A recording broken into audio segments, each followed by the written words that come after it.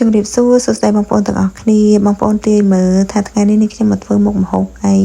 តែមិនទេក៏បងប្អូនដឹងដែរណោះព្រោះថាថ្ងៃនេះនេះខ្ញុំមកឆាជាមួយនឹងល្ពៅមានបងប្អូនណាដូចយើងខ្ញុំមេឆារាល់ថ្ងៃក៏អត់ធុញដែរជាមួយល្ពៅគឺឆាល្ពៅឆ្ងាញ់មែនតើព្រោះថាយើងទៅទិញគេរសជាតិអត់ឆ្ងាញ់ដូចយើងធ្វើខ្លួនឯងទេបងប្អូនទាំងអស់គ្នាហើយកម្រគេមានលក់ទៀតឆាល្ពៅហ្នឹងអញ្ចឹងកុំឲ្យខាត់ពេលយូរយើងមកធ្វើទាំងអស់គ្នាជាដំបូងនេះខ្ញុំមានសាច់ជ្រូកចំនួន2ខាំមានខ្ទឹមសចិញ្ច្រាំម៉ត់មានស្លឹកខ្ទឹមមានល្ពៅបន្ទាប់មកនេះខ្ញុំដាក់ឆ្នាំងខ្ទះឲ្យក្តៅចាក់ប្រេងអូលីវបន្តិចដាក់ខ្ទឹមសរំលីងខ្ទឹមឲ្យឡើងឈ្ងុយសិនមកឃើញថាខ្ទឹមរបស់យើងឡើងឈ្ងុយហើយពណ៌ឡើងរាងក្រហមតិចតិចហើយនេះខ្ញុំដាក់ជាមួយនឹងសាច់ជ្រូកចូល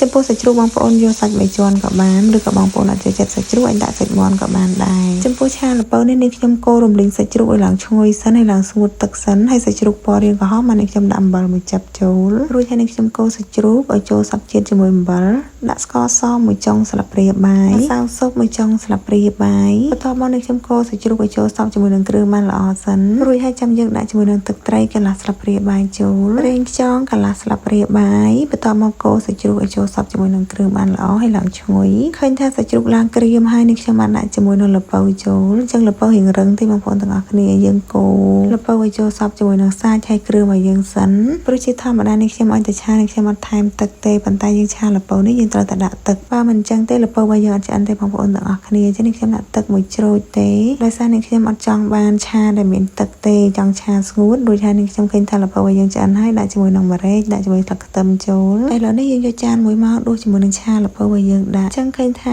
ឆាល្ពៅរបស់យើងឆ្អិនហើយបងប្អូនទាំងអស់គ្នានេះខ្ញុំក៏បានចិតម្ទេសធ្វើជាម៉ូឲ្យមើលទៅកាន់តែទាក់ទាញឲ្យចង់ញ៉ាំបងប្អូនដូចនេះខ្ញុំមិននេះខ្ញុំអត់ទៅឃើញសម្លបែបខ្ជូតខ្ជូតគឺថាចង់ញ៉ាំហ្មងចាំបើសិនជាបងប្អូនដែលចូលចិត្តឆាល្ពៅអាចធ្វើដូចនាងខ្ញុំបានរសជាតិគឺថាឆ្ងាញ់មែនតើទិញគេនៅក្រៅគឺថាអត់ដូចរសជាតិដែលយើងធ្វើទេឆាល្ពៅគឺថាគ្រឿងផ្សំអត់ញ៉ៃញ៉ៃច្រើនទេបងប្អូនទាំងអស់គ្នាហើយពេលដែលយើងធ្វើហ្នឹងក៏អត់យូរប៉ុន្មានដែរនិយាយទៅយូរតែយើងរងាស់ល្ពៅឲ្យផុយបន្តិចទេហើយចំពោះរសជាតិនេះខ្ញុំធានាថាឆ្ងាញ់ខ្លាំងមែនតើតើបងប្អូនមកញ៉ាំបាយជាមួយនឹងខ្ញុំទាំងអស់គ្នាអរគុណបងប្អូនដែលបានតាមដានវីដេអូនេះខ្ញុំតាំងពីដើមរហូតដល់ចប់